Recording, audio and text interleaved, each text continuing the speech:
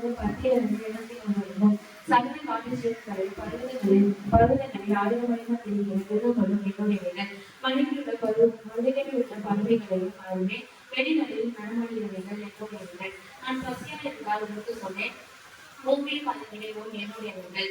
நான் எருதுகளையும் மாம்சம் புசித்து ஆட்டுக்காடாக்களின் ரத்தம் குடிக்கணும். நீ தேவனுக்கு சோதர பலிகளை செலுத்தி சோதர பலிகளை செய்து உன்னதமானவருக்கு உனது பொருத்தனைகளை செலுத்து.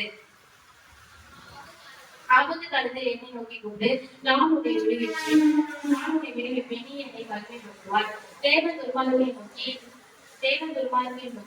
என் பிராணனை எடுத்து வைக்கவும் என் உடன்படிக்கை வாயினால் சொல்லவும் உனக்கு என்ன நியாயம் உண்டு? சிக்ஷையை நீ பகிர்ந்து என் வார்த்தைகளை பின்னாக எரிந்து போகிறாய். நீ திருடனை காணும்போது அவனுடைய ஒருமித்து போகிறாய். விபச்சாரக்காரர்களும் உனக்கு பங்கு உண்டு.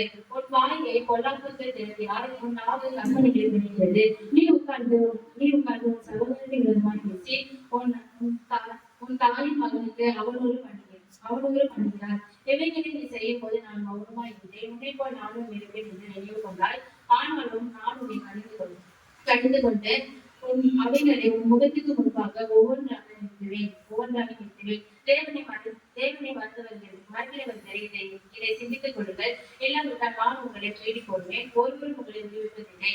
சோதர பலிகளை செலுத்தி இறைவன் என்னை மகிழ்ந்து கொள்வான். தன் வழியை சேவைப்படுத்தினருக்கு தேவனுடைய ரட்சிப்பை வெளிப்படுத்துவேன் என்று சொல்கிறார். ஆமென்.